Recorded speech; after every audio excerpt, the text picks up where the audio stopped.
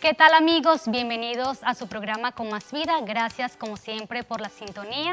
Les saludo a su servidora Michelle Molina en nombre de todo el equipo técnico y de producción que hace posible que este espacio llegue hasta sus hogares. Hoy, y como todos los lunes, quiero agradecer a la encargada de realzar mi belleza. Ella es la talentosa maquilladora profesional Norma Narváez. Allí en pantalla estará apareciendo en este momento sus redes sociales. En Instagram la pueden conseguir como @NormaNarváezMakeup Artist. Hoy tenemos un programa especial con motivo al Día Internacional de Concienciación sobre el VPH. Y es que cada 4 de marzo se conmemora el Día Mundial de la Concienciación sobre el virus del papiloma humano, que según cifras de la Organización Mundial de la Salud es la infección de transmisión sexual más frecuente en el mundo. La finalidad es fomentar conciencia y educación en la población y difundir información acerca de las enfermedades asociadas al VPH. Por ello, hoy en Con Más Vida nos sumamos a esta iniciativa creando un programa especial para todos ustedes. Veamos el siguiente material. Adelante, señor director.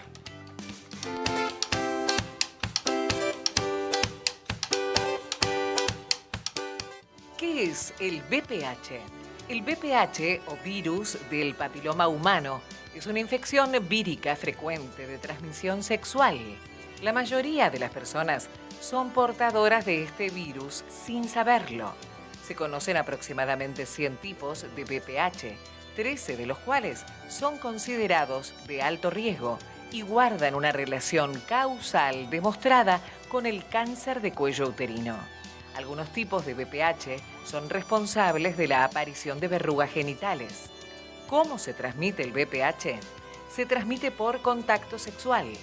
Es un virus de fácil transmisión y se estima que 4 de cada 5 personas, es decir, el 80%, va a contraer uno o varios de los tipos de VPH en algún momento de sus vidas. La mayoría lo elimina espontáneamente del organismo al cabo de unos meses, como ocurre con otros virus, con los del resfriado o la gripe. Sin embargo, una pequeña minoría de mujeres no elimina el virus y corren un riesgo superior al normal de que aparezcan lesiones del cuello uterino. ¿Cuáles son los síntomas? La gran mayoría de las veces, la infección por VPH se cura sola, sin producir ningún síntoma ni manifestación en el cuerpo. Entre las posibles manifestaciones se puede observar los VPH de bajo riesgo oncogénico, que pueden llegar a producir verrugas en los genitales y o en el ano, y los VPH de alto riesgo oncogénico, que pueden llegar a producir lesiones en el cuello uterino. Se recomienda que se realicen un test de VPH anual todas las mujeres a partir de los 25 años, especialmente aquellas entre 35 y 64 años. Bien, veíamos un adelanto del tema del día. Hoy nos acompañarán diferentes especialistas en el área, entre ellos el doctor Agdil Changir, ginecobstetra, la doctora María Beatriz Prieto, cirujano y urólogo, el doctor Henry Petit, cirujano oncólogo, y a esta hora le damos la bienvenida a la doctora Andrea de Freitas, médico internista, especialista en infectología. Una vez más, doctora, bienvenida a Con Más Vida. Gracias por acompañarnos. Feliz tarde. Michelle, gracias por la invitación y bueno, esperando que sea de máximo provecho para tu audiencia y para todo el público en general. Así va a ser. Doctora, ¿se puede compartir con todos nosotros sus redes sociales y su lugar de consulta? Bueno, mi consulta privada está ubicada en el Centro Médico Maracay. Me pueden contactar a través de mi Instagram, doctora Andrea DFR, y bueno, ahí con gusto le atenderemos y los ubicaremos con su información. También aprovechamos la oportunidad para recordarles nuestras redes sociales, @telearagua y @michelle.molina. En el último segmento vamos a estar interactuando con ustedes, nuestra audiencia, a quien agradecemos por la fiel sintonía cada lunes. Nuestros invitados van a estar dando respuestas a sus dudas e inquietudes. Doctora, ya veíamos un adelanto del tema, pero queremos que sea usted la que nos defina qué es el VPH y qué tan común es esta enfermedad de transmisión sexual en la población venezolana y aragüeña. Bueno, las siglas VPH simplemente significan virus del papiloma humano, ¿ok? Como ya ese nombre lo indica, sabemos que es un microorganismo de etiología viral, ¿ok? ¿Qué le da en particular los virus o cuál es la importancia? Que son gérmenes de fácil transmisión, ¿ok? Pero que siempre necesitan estar dentro de otra célula, en este caso en el ser humano, para ser capaz de ser patogénico, ¿ok? Y también le da mucha capacidad de mutación. Por ser una partícula viral, la cantidad de veces que él puede cambiar, mutar, es lo que radica la importancia y la capacidad que él tiene de mantenerse en el cuerpo humano en general. ¿Qué tan común es esta enfermedad en la población venezolana y aragüeña? Bueno, como ya lo adelantabas en tu material y bien lo decías, el VPH se considera la primera causa de enfermedades de transmisión sexual en el mundo, ¿ok? Si vamos a las estadísticas globales, se habla de que de 7 a 8 de cada 10 personas debe estar infectada de algún serotipo o de alguna forma de VPH, porque otra cosa muy importante es que el VPH se describe en alrededor de entre 150 a 200 serotipos, ¿ok? No es solo una cepa. Hay casi 200 y eso es lo que les comentaba de la capacidad de mutar. Obviamente esta capacidad de mutar lo hace más resistente, con mayor capacidad de estar en diferentes localizaciones y perpetuarse, como lo iremos hablando más adelante. ¿Podemos hablar un poco de los tipos de VPH o por lo menos cuáles son los más comunes? Bueno, la importancia de, decimos que hay 200 serotipos, pero estos se dividen en dos grupos importantes. Están los que consideramos de bajo riesgo oncogénico y los de alto riesgo oncogénico, porque una de las cosas del llamado a la conciencia con respecto a VPH no es tanto que sea una enfermedad muy común o muy típica, sino que es de las primeras causas de cáncer, ¿ok? Es la primera causa de cáncer de cuello uterino en el caso de las mujeres, ¿ok? Y bueno, esa estadística es lo que radica la importancia. Entonces, cuando dividimos los de bajo riesgo, vamos a tener una serie de serotipos, ¿ok?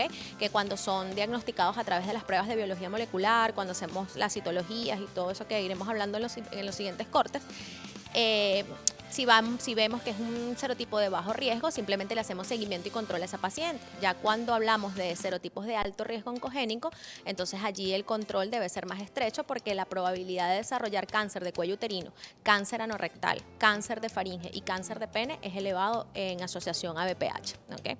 Muy bien, ¿quiénes pueden contraer esta enfermedad y cómo se contagia? ¿Por qué le pregunto quiénes? Porque muchas veces esta enfermedad es asociada más a la mujer, pero es porque más adelante vamos a conocer que hay hombres que no presentan síntomas. Entonces, ¿cómo se contagia esta enfermedad?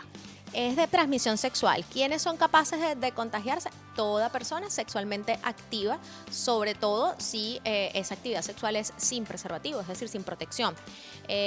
Porque es, como dices, más relacionado a los hombres, a las mujeres. Eso depende mucho del tamaño de la mucosa. En este caso, la mucosa vaginal es más extensa que la mucosa de lo que es el pene o las áreas genitales del hombre. Dada esta extensión, la capacidad de mantener replicación viral en las mujeres es mayor. Además, bueno, asociado a muchísimos factores. También hay que considerar que puede haber cierta tendencia genética, cierta predisposición por inmunosupresión, por ejemplo. Si hablamos de pacientes VIH positivos o mujeres con enfermedades inmunológicas o reumatológicas que a lo mejor han tomado algún tipo de tratamiento inmunosupresor, esto puede aumentar la probabilidad tanto de infectarse como de crear complicaciones asociadas al VPH. ¿Por qué es la primera causa también de enfermedades de transmisión sexual? Por lo que tú manifestabas. No todas las personas que se infectan de VPH van a desarrollar lesiones genitales o cutáneas asociadas a VPH. Se dice incluso que nada más el 30% de las personas infectadas son capaces de manifestar alteraciones. Entonces, nos podemos ver quizás muy saludables, no tener lesiones y vamos a una citología o algún estudio urológico por alguna razón y podemos salir VPH positivo. Doctora, antes de irnos a la pausa, ¿cuáles son los especialistas que se ven involucrados en el tratamiento de VPH y en su caso su especialidad, cómo es su función?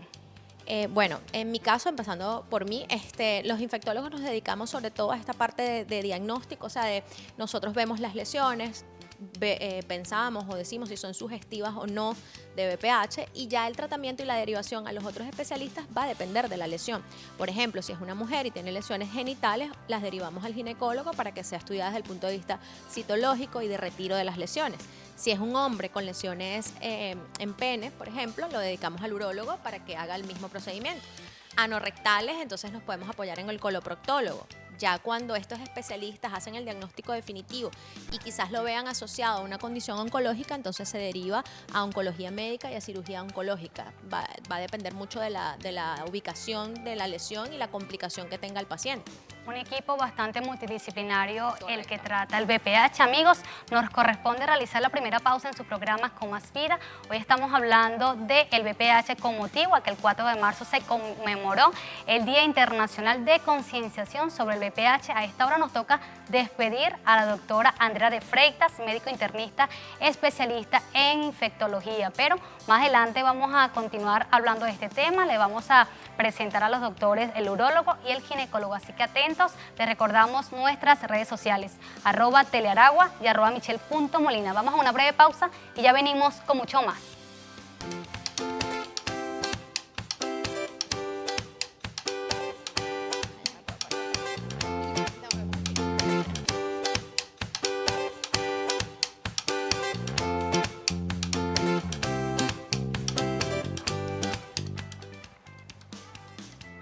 Concienciación sobre el BPH es el tema que hoy estamos abordando en su programa Con Más Vida. Gracias por continuar en sintonía. Recuerden nuestras redes sociales, @telearagua y @michelle.molina. Ya se encuentran con nosotros nuestros próximos invitados el día de hoy, la doctora María Beatriz Prieto, cirujano y urólogo. Doctora, bienvenida una vez más a Con Más Vida. Hola, muchas gracias de verdad por la invitación y bueno, siempre estoy presta para dar información importante y veraz de estas enfermedades que bueno, que son una cuestión día a día de entre nuestros pacientes. Si puede compartir con nosotros sus redes sociales y su lugar de consulta. Chévere, mi consulta es en la Maternidad La Floresta y las redes sociales las pueden ver ahorita, es doctora Bea Pisa, urólogo. De igual manera le damos la bienvenida al doctor Agdil Changir, ginecobstetra. Doctor, bienvenido, gracias por acompañarnos. Bueno, buenas tardes, gracias a ustedes por la invitación y bueno, aquí estamos prestos siempre para actualizar a la población aragüeña, a la población en general, sobre este tema que es tan importante y tan común en la población. Así es, en el segmento anterior conversábamos con la doctora Andrea de Freitas, definíamos lo que es el BPH, una enfermedad de transmisión sexual altamente contagiosa. Nos decía que hay un alto porcentaje de la población, no solo venezolana, sino de todo el mundo, padeciendo esta enfermedad. Vamos a hablar un poco de qué otras patologías pueden ser causantes del BPH. Voy a comenzar yo por una parte.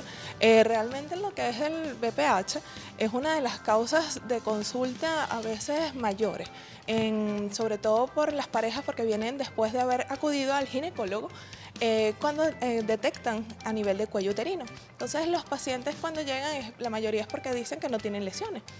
Y obviamente esto, pues, ellos tienen el temor de que termine en un cáncer, que termine en cáncer de pene. Y a veces las glándulas perladas que están alrededor de la cabeza del glande, pues las confunden con lesiones propias del BPH como verrugas, cosa que no lo es. Realmente en las partes de sintomatologías masculinas se ve que la mayoría no tiene síntomas, el paciente es asintomático y realmente es un portador sano.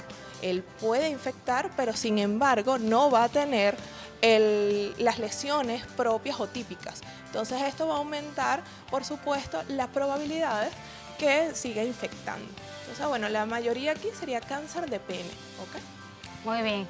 En el caso del urólogo, porque también está el cáncer de cuello uterino y que más adelante vamos a estar hablándolo con nuestro oncólogo invitado de hoy. Doctor, vamos a hablar un poco de los síntomas. Ya la doctora hablaba un poco de esas lesiones que se presentan y quisiéramos saber si las lesiones o los síntomas, las características, son iguales en hombres y mujeres o esto puede variar. No, esto puede variar completamente en base al hombre y a la mujer, ¿ok? Sin embargo, hay ciertas lesiones, sobre todo las lesiones condilomatosas o las lesiones verrugosas, que es lo que conoce generalmente la población, que sí, ciertamente es muy similar tanto en el hombre como en la mujer, pero en la mujer existe una cierta variación. ¿Por qué? Porque el conducto vaginal ciertamente puede estar presente en la infección o la enfermedad, pero como la mujer no acude regularmente a la consulta ginecológica, no sabe que padece esta enfermedad. No es hasta que ella acude con el ginecólogo, en este caso conmigo, cuando uno hace la exploración ginecológica, ya sea con el espéculo, que es lo que generalmente nosotros colocamos, entonces evidenciamos dentro del canal vaginal y a nivel del cervix, entonces esas lesiones sugestivas de BPH, porque nosotros hablamos de lesiones sugestivas, solamente lo llegamos a confirmar cuando tenemos un examen confirmatorio, en este caso la genotipificación para BPH, que nos diga si es positivo para BPH y el número oncológico o el grupo oncológico en el cual está estas lesiones. Muy bien, además de la vagina, ¿qué otras partes del cuerpo pueden ser afectadas por el BPH? Claro, de hecho, el pubis, la parte escrotal, la parte perianal y sobre todo a nivel de la región, de la parte del perianal, región anal, y hasta el mismo conducto anal y por supuesto hasta la garganta, aunque son lesiones mucho menos frecuentes, pero ciertamente se ha visto lesiones a nivel del paladar blando y paladar duro de estas mismas lesiones tipo verrugosas.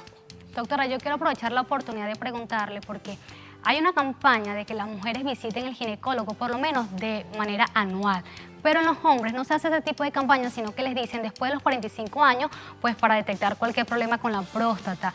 Entonces el doctor mencionaba que un diagnóstico a tiempo puede que, bueno, la enfermedad no avance tanto. En el área de urología, ¿cuál es su consejo a esta hora para los hombres que nos están viendo? De hecho, como lo dije al inicio, que estábamos hablando de que el paciente masculino era asintomático, una vez que fue detectado por lo general su pareja sexual, que estamos hablando de parejas sexuales, lo comentó Andrea, que esta enfermedad, pues una vez que inicia las relaciones sexuales, tiene la alta probabilidad de tener infección por VPH. El paciente debería de acudir para hacer pesquisa, debería de realizarse una penescopia, colocar algún tipo de, llámese ácido acético a nivel del pene para revisar o confirmar las lesiones o realizar una genotipificación, que es hacer el PCR para VPH. Eso realmente es una toma de una muestra de un hisopo y pues realmente no genera ningún dolor ni molestia. Y en el caso de las mujeres, ¿cómo se diagnostica? En el caso de la mujer es muy similar, ¿okay? La mujer, una vez que acude con el ginecólogo y nosotros realizamos la especuloscopía, vemos las lesiones sugestivas y bueno, cuando no hay lesiones sugestivas, no hay lesiones presentes, incluso la citología, que es realmente el método de pesquisa que nosotros utilizamos para detectar la enfermedad, puede darnos signos sugestivos de la presencia de esta enfermedad. Pero como lo decía la doctora Beatriz, igual, siempre la genotipificación para virus de papiloma humano es el método diagnóstico aceptado a nivel mundial para esta enfermedad, para el diagnóstico de esta. ¿El virus de papiloma humano se puede prevenir? Esta pregunta me la responderán al regresar de esta segunda pausa de su programa Con Más Vida. Recuerden nuestras redes sociales @telearagua y @michelle.molina. Estamos conversando con la doctora María Beatriz Prieto, cirujano y urólogo, y el doctor Agdil Changir, ginecobstetra. Hoy hablando de concienciación sobre el virus de papiloma humano. Vamos a una breve pausa, ya venimos con mucho más.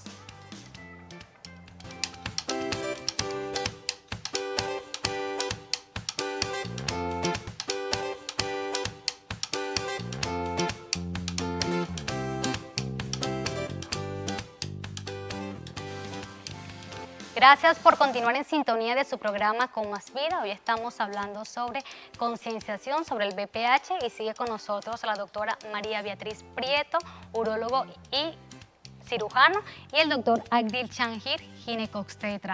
Antes de irnos a la pausa dejábamos una pregunta al aire precisamente para hablar si el VPH es una enfermedad que se puede prevenir y cuáles son esos métodos de prevención. Ciertamente el condón, el uso de preservativo, es uno de los principales métodos de barrera para evitar la infección con VPH. Sin embargo, nosotros lo que sugerimos es la ausencia de las múltiples parejas sexuales. Por supuesto, las probabilidades van a disminuir si mantenemos una relación sexual con una pareja estable. Mientras haya más parejas, vida sexual activa de manera de promiscuidad, pues obviamente va a tener mayor probabilidad de tener infección por VPH. Pero realmente el condón puede servir y puede funcionar como un método de barrera importante. Bien, en la pausa conversábamos un poco de que el VPH puede aparecer incluso después de décadas y por eso muchas veces las parejas suelen tener problemas porque se enteran de la enfermedad, pero lo más difícil de esta enfermedad es determinar quién fue que la contagió. Doctor, ¿qué tanta seguridad tiene el condón? Mira, el preservativo tiene como lo dicen la mayoría de los estudios, lo dice la Organización Mundial de la Salud, aproximadamente un 97% de seguridad para la prevención de cualquier enfermedad de transmisión sexual, así como para la prevención de embarazos no deseados. Sin embargo, como tú bien lo decías, la historia natural de la enfermedad pueden transcurrir hasta 10 años para presentar algún tipo de lesión. Entonces, por eso es que la Organización Mundial de la Salud y la mayoría de los entes internacionales nos establecen que para la mujer no es necesario que una vez iniciadas las relaciones sexuales inicien el control ginecológico, precisamente por eso, por la historia natural de la enfermedad, que deben transcurrir aproximadamente 10 años. Entonces ellos establecen que la paciente de edad de entre los 20 y 21 años en adelante es cuando debe acudir al ginecólogo, independientemente de la edad de su inicio de relaciones sexuales. Entonces, por allí es importante mencionar eso y recalcarlo. Ahorita, bueno, digo lamentable decirlo, que ya a los 9 años los niños y niñas comienzan a tener una actividad sexual y bueno, por eso nosotros dedicamos este espacio para llamar a la conciencia y al uso de métodos anticonceptivos o de prevención, como lo es el condón, métodos de barrera. Doctora, pero ahora bien, otro de los métodos de prevención y que actualmente se está hablando mucho es la vacuna contra el VPH. Háblenos un poco acerca de esto. Realmente el uso de vacunas está indicado en los pacientes que no han iniciado las relaciones sexuales, de hecho, pacientes desde 14 años, debe de colocarse la vacuna. Hay varios tipos. Existen unas en donde tienes 4 serotipos más importantes, te comentó la doctora Andrea, que existían unos que tenían altas probabilidades de tener cáncer, o sea, que son más cancerígenos. Entonces existe una que es de 4 serotipos y hay una que tiene 9 serotipos. ¿Ok? Entonces nosotros, de hecho, en las consultas, en cada uno de nosotros en las consultas, colocamos y hacemos campaña para el uso. Una vez diagnosticado, puede ser fácilmente o cuando inician las relaciones sexuales, puedes colocar las vacunas. Estas se colocan en 3 dosis, aunque últimamente han habido estudios en donde dicen que con 2 dosis es más que suficiente para protección, pero solamente van a cubrir los 4 o los 9 serotipos de esa enfermedad, no todos. Realmente el VPH son miles, o sea, son cientos de números y de serotipos. Entonces, solamente van a cubrir los que son más propensos a dar cáncer de cuello uterino, cáncer de pene o cáncer anorrectal. Doctor, en el caso de las personas que tienen el VPH activo, ¿pueden vacunarse o qué contraindicaciones existen para esta vacuna? No, es que efectivamente la vacuna debe colocarse a toda población que esté sexualmente activa. Eso lo dice la Organización Mundial de la Salud. En el caso de las mujeres, hablamos que podemos utilizarlas en nuestra población preadolescentes, en nuestros niños entre 9 y 3 años, colocando 2 dosis para este grupo etario. Sin embargo, en pacientes mayores de 14 años, entre los 14 y los 45 años, es donde se recomiendan el uso de las 3 dosis. Como lo decía la doctora, tenemos 3 tipos de vacunas existentes en el mercado, bivalente, porque nos protege contra 2 serotipos principales de VPH, que son generalmente los de alto riesgo oncológico. Tenemos la tetravalente, que es la que protege contra 4 serotipos principales, 2 de alto riesgo oncológico y 2 de alto riesgo y de bajo riesgo oncológico. Y tenemos la nonavalente, que protege contra 9 serotipos de VPH, contra 4 de alto riesgo oncogénico y contra 5 de bajo riesgo oncogénico y que están relacionados con la presencia de las lesiones. En el caso, respondiendo a tu pregunta, ciertamente toda población que esté con el diagnóstico de la infección por virus de papiloma humano es recomendable colocarse la vacuna. ¿Por qué? Uno, porque aumenta la producción de anticuerpos como respuesta ante la enfermedad. Y segundo, que nos va a proteger contra una coinfección. Me refiero a coinfección cuando ciertamente una paciente tiene una genotipificación que me dice, por ejemplo, para VPH tipo 6, que es de bajo riesgo oncogénico y que está relacionado con las verrugas, al yo vacunarme contra los otros serotipos de VPH, me protejo contra la coinfección de que algún serotipo de alto riesgo entre en el organismo y esas lesiones que eran de bajo riesgo empiecen a transformarse y hacer esos cambios y empiecen a convertirse en lesiones premalignas e incluso hasta malignas. Entonces, es recomendable que toda la población con el diagnóstico se vacune. Doctora, ¿qué personal médico está autorizado para aplicar la vacuna y si existen otros tratamientos para el VPH? Realmente cuando hay verrugas o lesiones, pues debemos realizar la exéresis de las mismas, porque esto habla de una activación, una infección activa. Entonces, obviamente nosotros queremos realizar el retiro de las mismas, pues obviamente para evitar que el paciente siga propagando la infección. Entonces, nosotros como urólogos estamos para colocar las vacunas a nivel masculino, los ginecólogos están para colocar la vacuna a nivel femenino y de hecho hasta los mismos infectólogos pueden en sus consultas también colocar las vacunas. Realmente esas son las personas que están autorizadas a colocarlas, pues sobre todo porque pueden dar respuestas fidedignas o acertadas sobre la infección o no. Doctor, antes de irnos a la pausa, quisiera que me respondiera, ¿el BPH en una persona puede afectar el embarazo o incluso al bebé? Sí, ciertamente no hay un estudio demostrado que nos diga que puede afectar directamente al bebé, porque el bebé viene ya básicamente en esas membranas que lo protegen contra otras infecciones oportunistas, ¿no? Pero, sin embargo, el hecho de tener la madre, la infección activa, va a depender de allí si hay presencia o no de lesiones que me pudieran condicionar yo a infectar a ese bebé. Si yo como madre, por ejemplo, tengo la infección y estoy dando a luz, tengo infecciones activas, en ese momento puedo ser yo transmisor de la enfermedad para mi bebé. Pero si yo ciertamente en este momento no tengo ningún tipo de lesiones, aunque esté diagnosticada con la enfermedad, no, el riesgo es muy, muy, muy bajo de transmisión para ese bebé. Bien, la detección temprana es la clave, por eso deben visitar al ginecólogo en el caso de las mujeres y en el caso de los hombres, el urólogo. Nos corresponde realizar una breve pausa en este programa especial con motivo al Día Internacional de Concienciación sobre el BPH que se conmemoró el 4 de marzo. Los despedimos a esta hora, pero más adelante lo tendremos nuevamente con nosotros y en la próxima parte vamos a recibir con nosotros a nuestro oncólogo invitado de hoy. Vamos a dar una pausa y ya venimos con mucho más.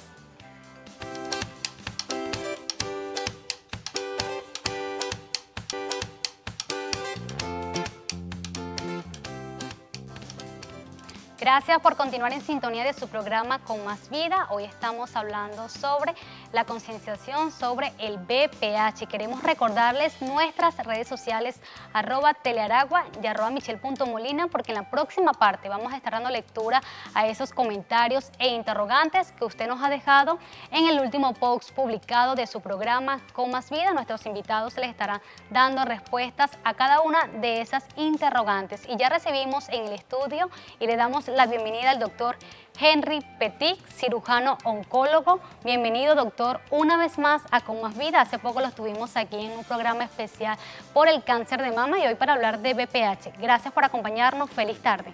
Gracias a ti, Michelle, por la invitación y poder compartir un poco con la población un poquito del conocimiento médico que se tiene en relación al BPH.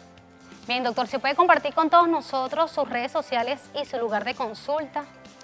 La consulta Centro Médico de Cagua y Clínica La Floresta y generalmente Instagram, doctor Henry Petit, así como...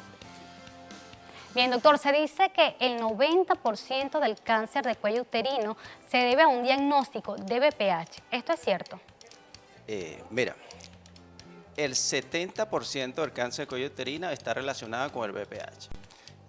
Antes de proseguir en esto, me gustaría hacerte algunas precisiones que han quedado en el aire. Primero, los virus, se ha hablado de ciertas cepas de virus, generalmente tenemos que identificarlos. Generalmente los que están relacionados con el cuello uterino son el 16 y 18. Hay otras cepas como el 6 y el 11 que están relacionados con las lesiones verrugosas a nivel de genitales o otras ubicaciones.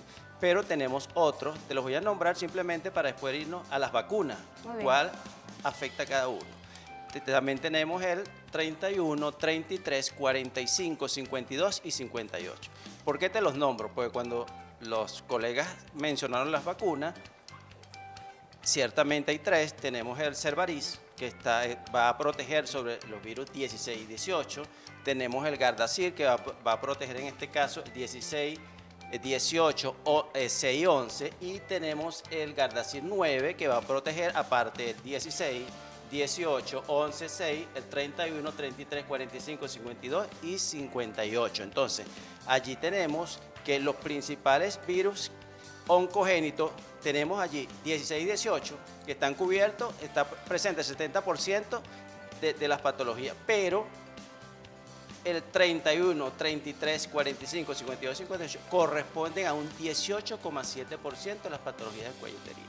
Otra cosa importante también está a nivel de cabeza y cuello, específicamente a nivel de la orofaringe. Cuando hablamos de orofaringe nos referimos a amígdala y base de lengua. Y está relacionado actualmente, en los primeros estudios hablaban de un 30% y los últimos estudios hablan de hasta un 50%. Aquí damos un dato importante, que los últimos estudios hablan de que él tiene mayor respuesta al tratamiento cuando son BPH positivos en cuanto a orofaringe. En ese sentido, el BPH es una enfermedad que tiene cura. Mira, tenemos que decir que nosotros tratamos la manifestación clínica del BPH, porque el BPH es un virus que infecta la célula. Nosotros tratamos las manifestaciones clínicas que se presentan en el paciente. Muy bien, además del cáncer de cuello uterino, ¿qué otros tipos de cáncer puede provocar el BPH? Y en el caso de los hombres, ¿cuál es el cáncer que les puede dar? Mira, generalmente, ya te dije que el 70% del cáncer de cuello uterino está dado, generalmente en el hombre, ¿qué se ha visto? A nivel de cavidad oral. A nivel de cavidad oral se ha relacionado el cáncer de orofaringe con la presencia de BPH. ¿Qué llamaba la atención cuando se empezaron a hacer los estudios? Que la mayoría de estos pacientes negaban los factores etiológicos principales del cáncer en la cavidad oral, que era tabaco y alcohol. Cuando se empiezan a hacer los análisis, se evidencia de que se incrementa la presencia de BPH, ya sea virus de la parte no oncogénica como 6 y 11, produciendo lesiones papilomatosas a nivel de cuerdas vocales, o la presencia de 16 y 18 a nivel de lo que es orofaringe. Los últimos estudios que revelan que la mayor predominancia en cavidad oral la tiene el virus BPH16. Muy bien, ¿qué es lo que hace que este virus se convierta en cáncer? Aquí, esto es una buena pregunta, porque en el segmento anterior planteabas de que 10 años después, ¿qué pasa con el virus del papiloma humano? Que él tiene una fase episomal. ¿Qué quiero decir cuando tenemos una fase episomal?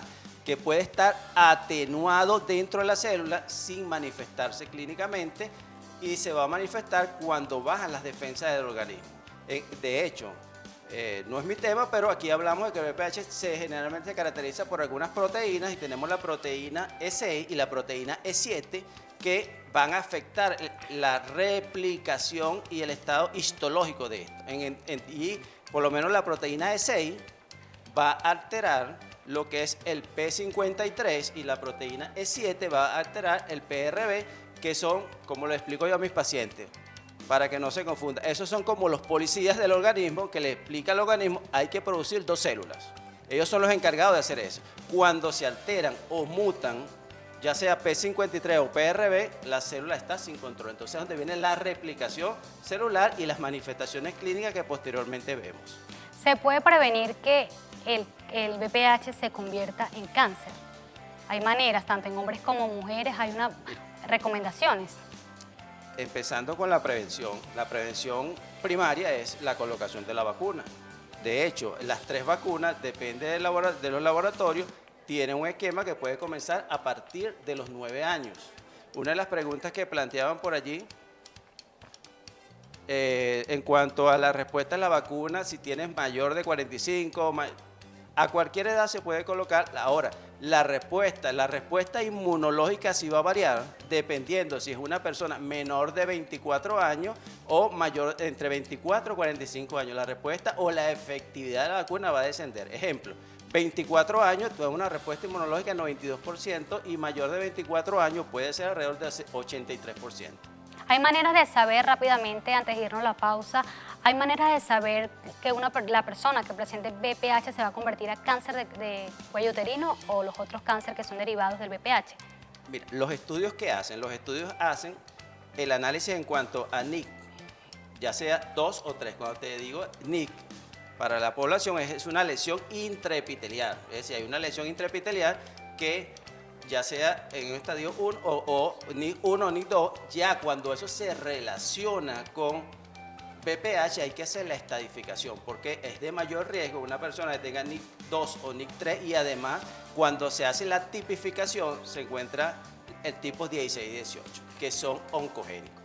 Muy bien, doctor, nos corresponde realizar nuestra última pausa del programa de hoy con motivo al Día Internacional de Concienciación sobre el VPH. Al regresar tendremos a todos nuestros invitados reunidos, quienes estarán dándole respuestas a sus dudas e inquietudes. Recuerde que usted puede realizar cualquier pregunta a través de nuestras redes sociales @telearagua y @michelle.molina en el último post publicado de su programa. Así que vamos a una pausa y ya venimos con mucho más.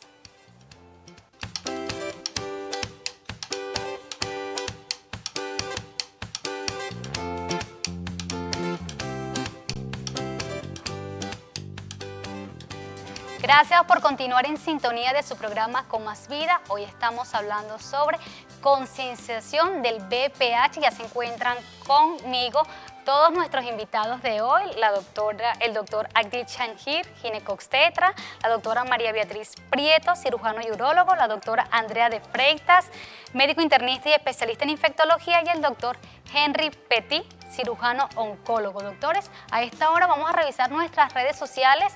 Ya varias personas nos están escribiendo, a quienes le agradecemos como siempre la fiel sintonía de este programa especial que hemos preparado para todos ustedes. Aquí nos pregunta Enda Andrés: ¿en el sistema público de salud existe la vacuna contra el VPH? De ser afirmativo, ¿dónde hay que acudir? Doctora Andrea, si nos puede responder esta pregunta. Bueno, lamentablemente nosotros en lo que es nuestro sistema público nacional no contamos de forma gratuita con la vacuna.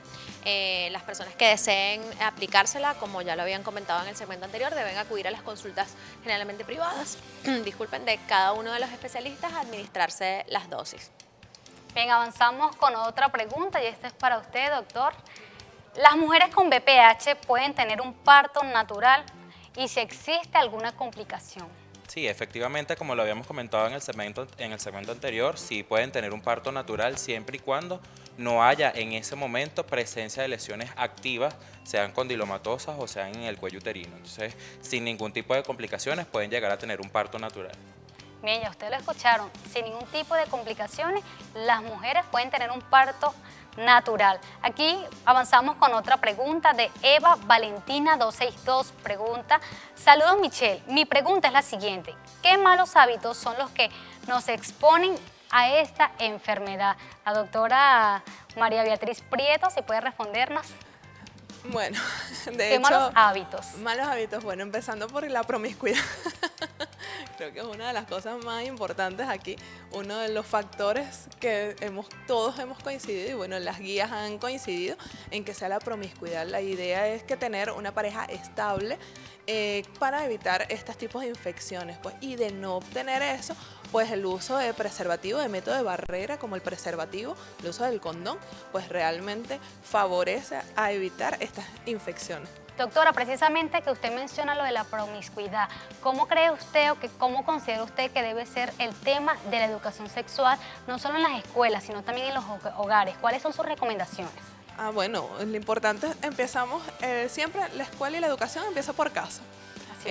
Realmente tenemos que ayudar, sobre todo porque todos hemos estado en contacto con este virus y ciertamente habrá alguien en la familia que ha tenido algún tipo de relación con esto o que está padeciendo de cáncer de cuello uterino.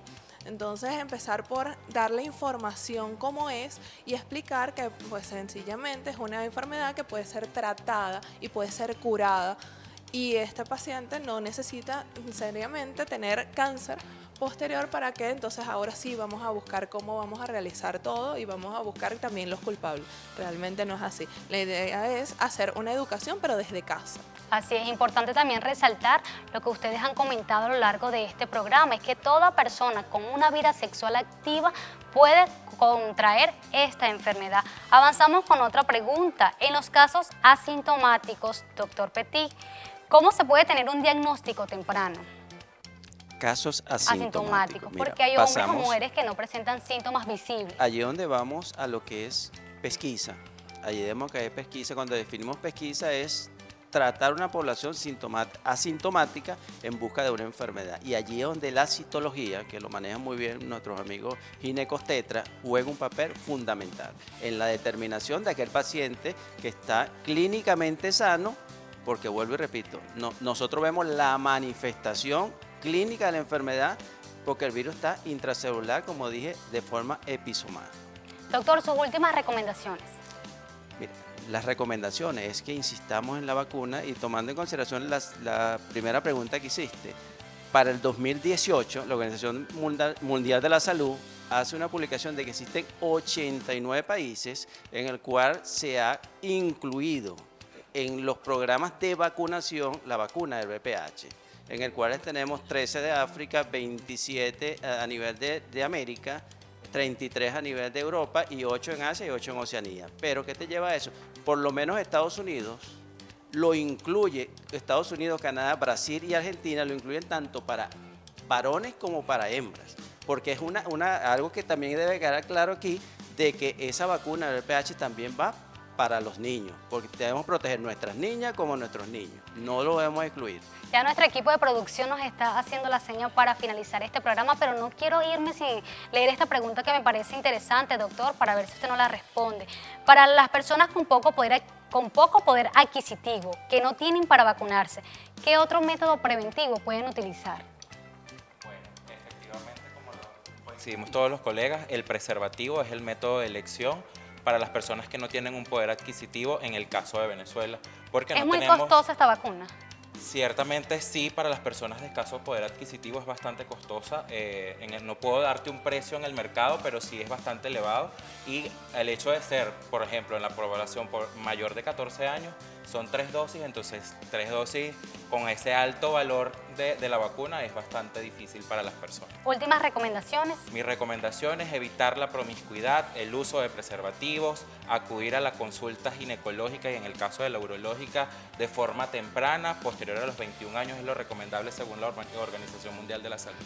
De esta manera despedimos nuestro programa de hoy con más vida con motivo al Día Internacional de Concienciación sobre el VPH. Nos acompañó el doctor Agdil Changir, ginecobstetra, la doctora Andrea de Freitas, médico internista especialista en infectología, la doctora María Beatriz Prieto, cirujano y urólogo, y el doctor Henry Petit, cirujano oncólogo. Doctores, muchísimas gracias por acompañarnos y por toda esa información tan valiosa que hoy nos compartieron a nosotros y a todos nuestras televidentes. Amigos, les recordamos nuestras redes sociales, @telearagua y @michelle.molina, quien tuvo el gusto, el placer de acompañarles en nombre de todo el equipo técnico y de producción, su servidora Michelle Molina. Antes de irme, agradecer una vez más a la encargada de realzar mi belleza para este y todos los programas de Con Más Vida, la talentosa maquilladora profesional Norma Narváez. En sus redes sociales usted la consigue como @Norma Narváez Makeup Artist. La invitación es a que usted sintonice este sábado Telearagua para que disfrute la reposición de este programa y nos veremos el próximo lunes a la 1 de la tarde. Que tengan feliz inicio de semana y que Dios les bendiga.